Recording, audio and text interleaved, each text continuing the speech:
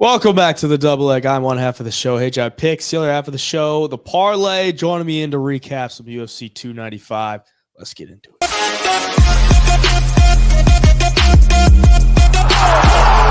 my goodness.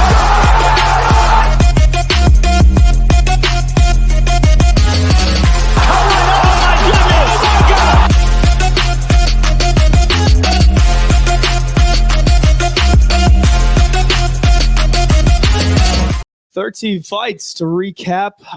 What a card. I was there in attendance. Shout out to everyone that said what's up. It was quite the card to be at. All finishes, all knockouts on the main card.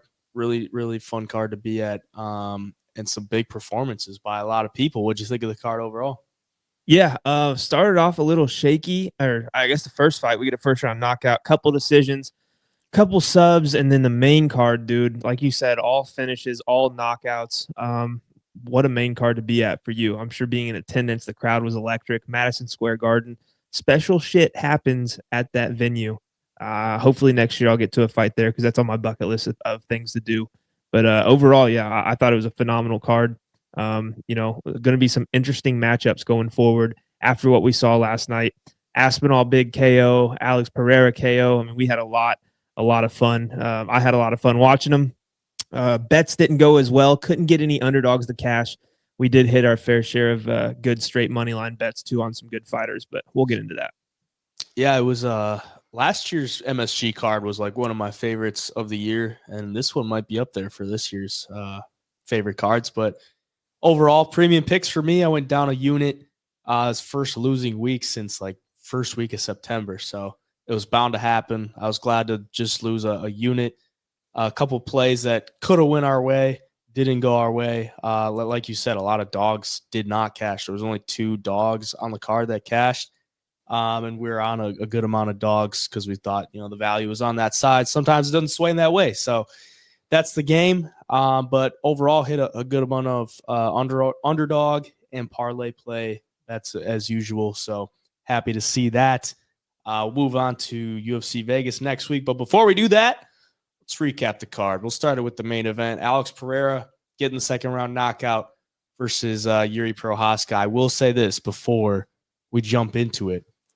So I had the big bet on Alex Pereira, but I was also riding the fight to go over 9.5 fight minutes to win $2,000. And he dropped him. And I was like, it was great because he won, but I lost the bet on underdog by like 20 seconds. Like if it would have went over, I would have won $2,000. So I was like happy, but I wasn't. I was like, you could have just waited like 20 more seconds, bro. Like I would have been really ecstatic. But yeah, either way, I picked Pereira. I was really confident in that pick, and it paid off for me. What'd you think? Yeah, I picked Pereira too. I didn't have the balls to place a big bet on it or anything. But yeah, I saw that you needed the over 9.5 minutes, and the ref stops the fight. And looking back and looking at some angles, it looked like Yuri might have went limp. He said he was out, but when he hit the ground, I thought he recovered, and he kind of rolled out of it after they pulled him off. And so for you, I mean, if Mark Goddard lets that fight go on and Yuri grabs a leg or wraps him up for a few minutes, and they get to the end of the round, you cash both those bets probably because Yuri's leg was toast, and I think he was going to get finished regardless at some point in the fight. But yeah, Alex Pereira, man, 7 fights in MMA, right? Yeah, 7 MMA fights, champion in 2 divisions in the UFC. He's fought 4 champions. Like, dude, he's a legend already, and he's got a short mixed martial arts career. Can you imagine if we got Alex Pereira when he was 25 years old in the UFC, and he's been doing this for 10 years? Like, the guy's older, and he's just killing it right now. I think 205 is his division.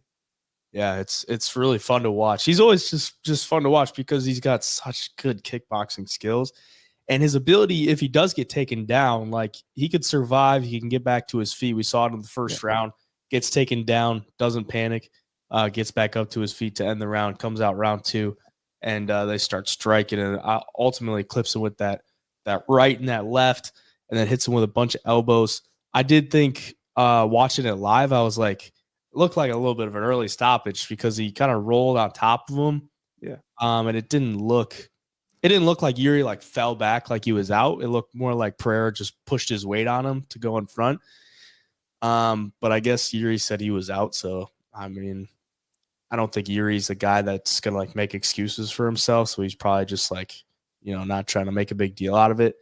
But we've seen like that type of stuff go on in a lot of fights. So it's like championship fight. I probably would have liked to see a little bit more of a significant damage to like really cement it, like that Pereira got him out of there. But Yeah. either way, Pereira got him out. So that's a dub for him. And looks like Jamal Hill next. I would assume. I know he called out Adesanya, but I don't think that's going to happen. And Jamal, being the former champion, ultimately should get the next title shot. So that's a good fight. I think that's a really good fight. The only thing I hate for the Jamal Hill side is coming off the injury. But if he wasn't coming off the injury, I think Jamal Hill would have a good shot. But Pereira is nasty, and if you're not ready for those leg kicks, like by round one, like you're gonna be freaking feeling them. Like that was the big thing. And I'm watching it from up in the stands, and I can still see like those leg kicks are hurting Yuri. I'm sure on TV it looks a lot worse. But yeah, what do you think about Pereira Hill?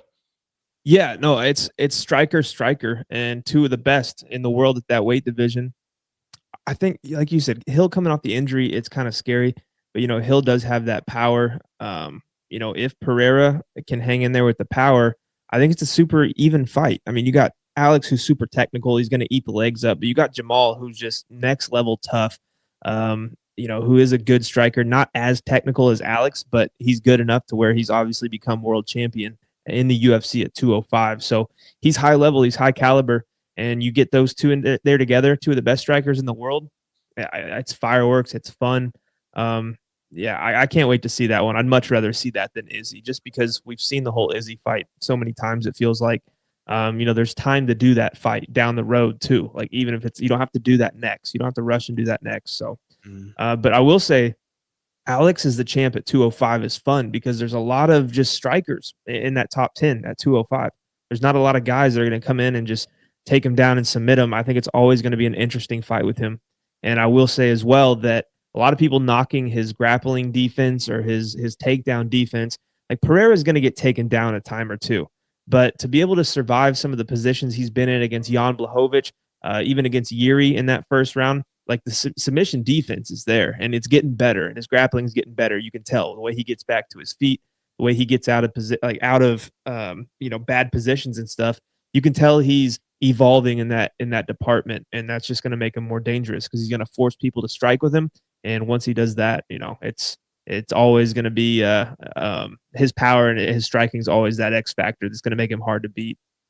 Yeah, and I think at 205, it's kind of like the star they kind of needed at 205. Like Pereira had all the fights with Adesanya, got a lot of clout from that, and going up to 205, there's a lot of fun matchups you can make for that. So good for the light heavyweight division. We'll move into the co-main event in the heavyweight division.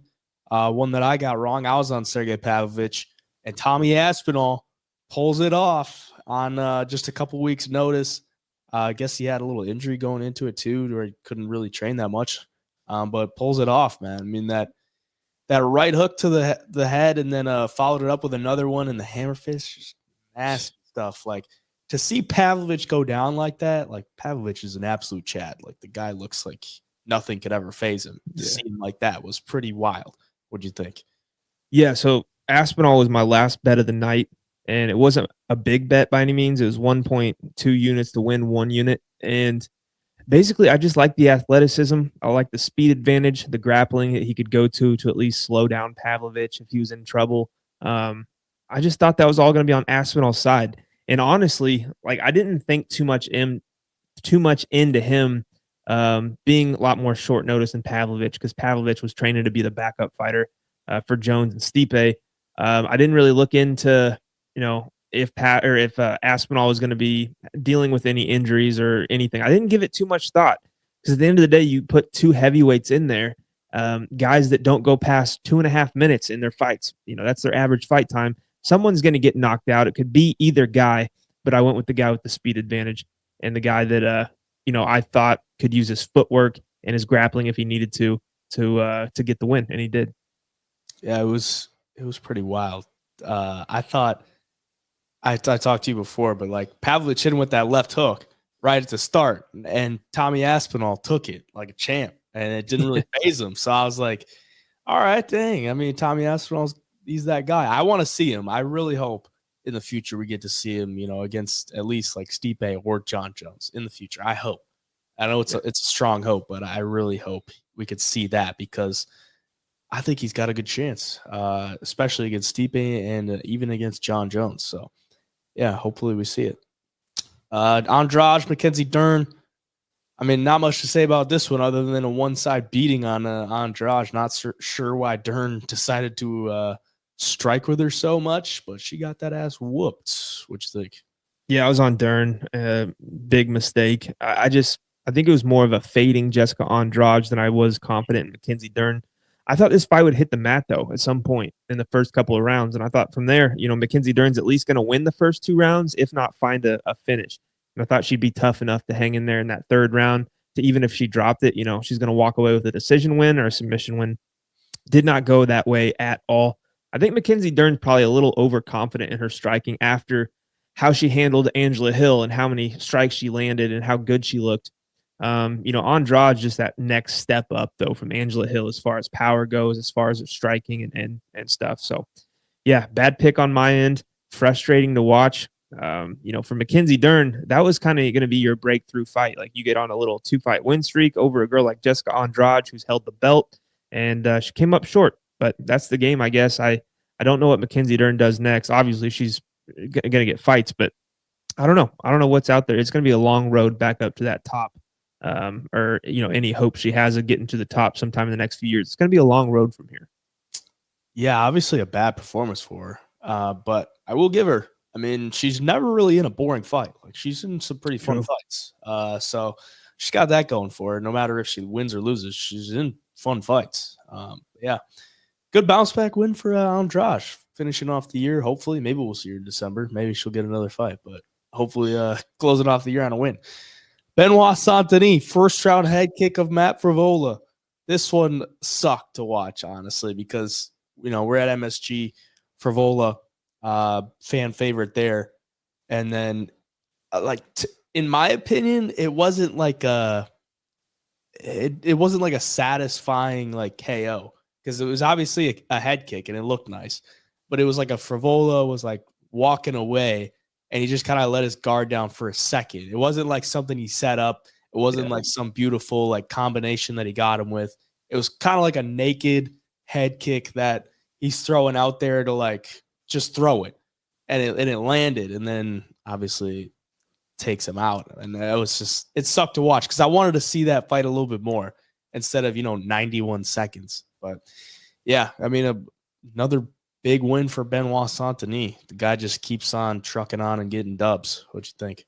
Yeah, no. When Frevola got up, it's like he was backing away, and it looked like Saint Denis was just trying to keep the pressure on him and follow him, and he threw that kick, and it just bounced off the forehead perfectly and put him down. But I didn't have a bet on either guy on the money line. I did take Saint Denis 2nd round KO and 3rd round KO, which is frustrating. That seemed like my whole night. I had that. I had obviously Dern late fight finish. But then I had Borshev in the 2nd and 3rd round too, and I thought he had a chance in that 3rd round to put Nazim out, but he didn't. But with Saint Denis, he's so tough. It's like if you can't put him out, he's gonna be there all 3 rounds, and he hits hard and he can grapple. It's like that's so hard to beat. He's like got that Drew Dober chin. It's like who's gonna crack it? It might be years from now before it gets cracked. But his game, he comes forward. He can put your lights out too.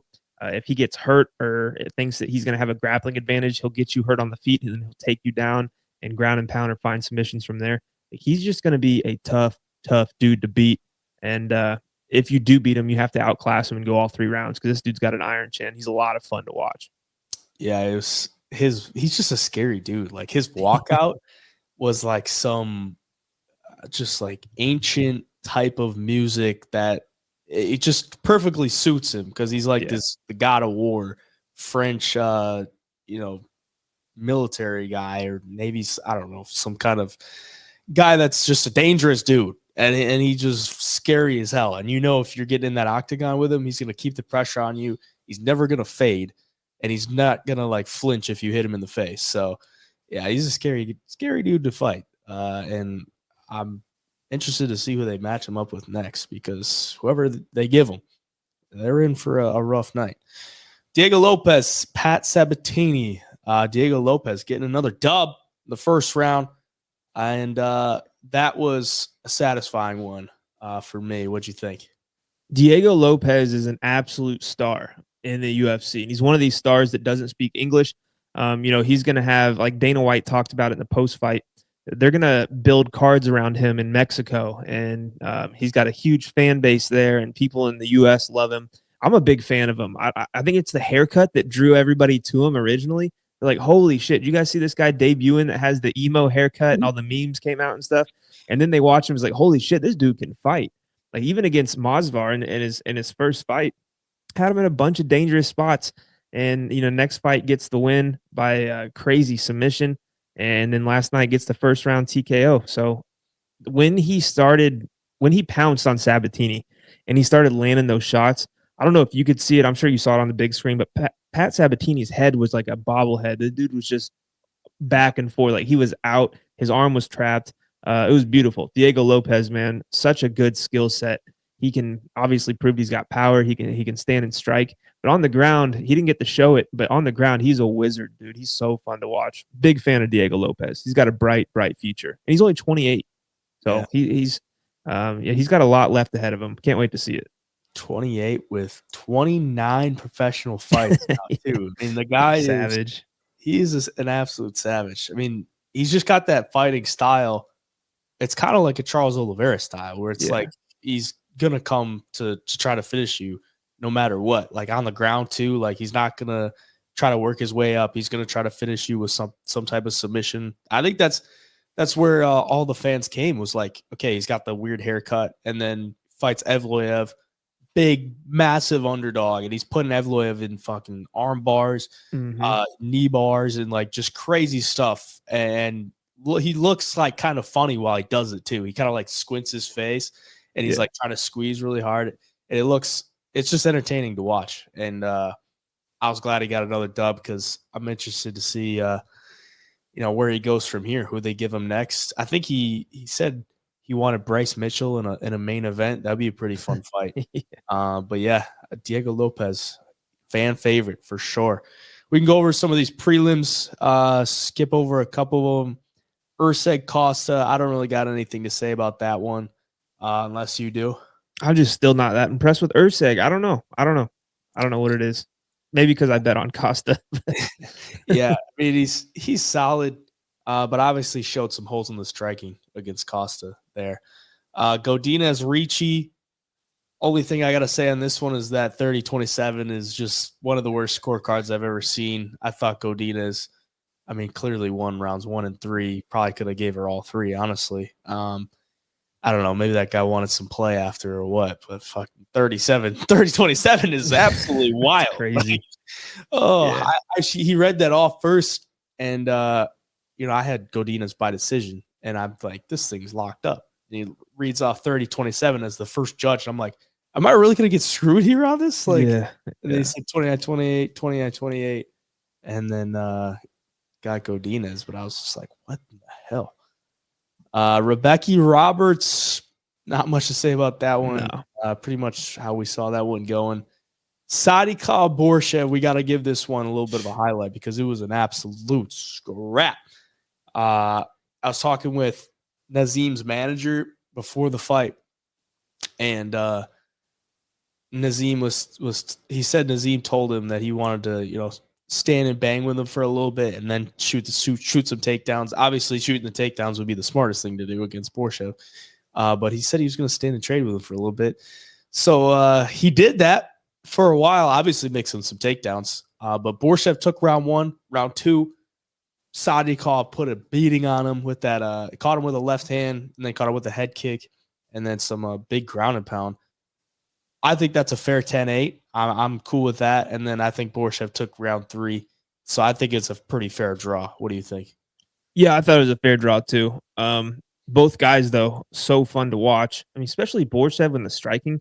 That dude is such a savage, and he was hitting Nazim with shots that would have put most guys down. And it just speaks volume to how tough Nazim is. Like, that dude's a junkyard dog. And he Yeah. got beat in the first round and then came out in 10-8 in Borshchev in the second. Like, that's crazy that you have, that much will and you can fight like that. It hurt Borshchev on the feet. I thought he should have let him back up, even though Borshchev, obviously a great striker. I thought he was hurt enough to where if you let him back up, you're probably going to KO him with your next shot.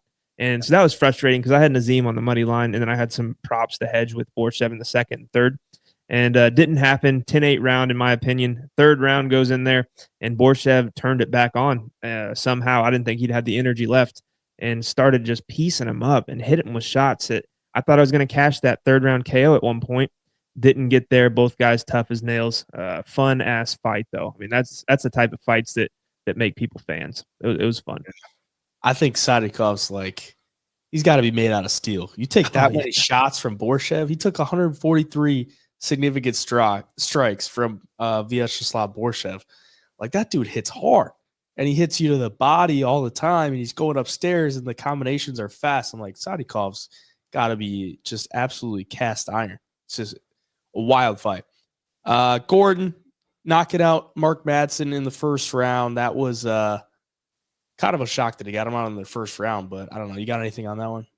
I had Gordon. It made me a little nervous there. Madsen came out with the pressure, but yeah, Gordon, I thought he looked a little slower, honestly, in the striking, but after he got the KO, after he started landing those shots in the clinch, dropped him.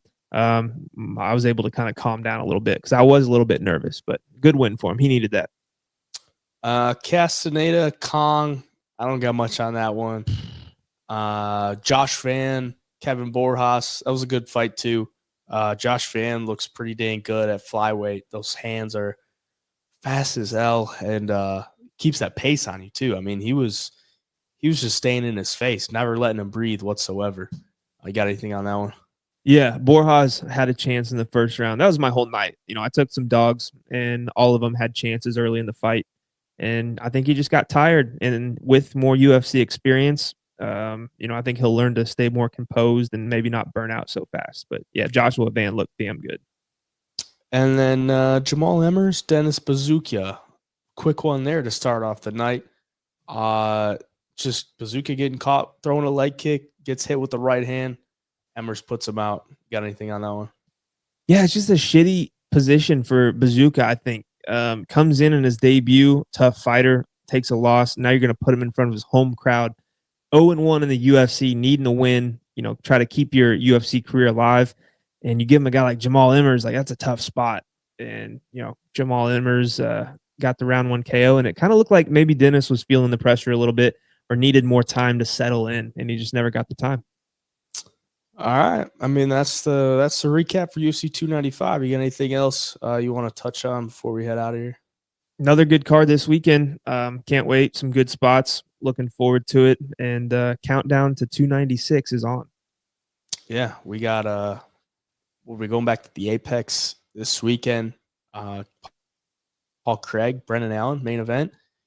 Should be a good one. I mean, it's an Apex card, not like a ton of big names on there, but I mean, we get fights on a Saturday. Can't complain. I think we got a week after, and then we're at UFC Austin. So Stay tuned. At the double leg on Instagram, if you want to stay up to date on everything, when everything drops and all that good stuff. At HI Picks on the medias for me. Where can they find you? On all social medias at the Parlay MMA. The double leg. We'll see you in the next video. Peace.